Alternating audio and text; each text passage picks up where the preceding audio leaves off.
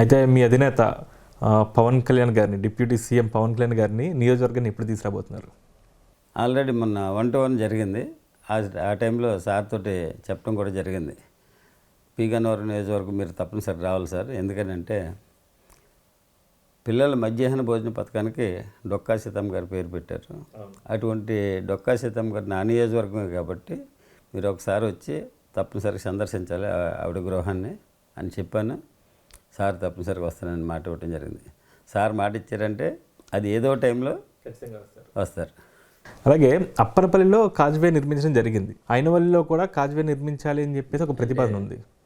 నా నియోజకవర్గంలో పి గన్నవరం నియోజకవర్గంలో 2 చోట్ల అయినవెల్లి ప్లస్ అప్పనపల్లి ఈ 2 చోట్ల కూడా కాజ్వే నిర్మిస్తానని అంటే దానికి కంపల్సరీ నిధులు మంజూరు చేస్తానని పవన్ కళ్యాణ్ గారు చెప్పడం జరిగింది. అయితే కొన్ని కారణాల వల్ల ఆల్రెడీ అప్పనపల్లికి 14 కోట్లు శాంక్షన్ చేయడం జరిగింది.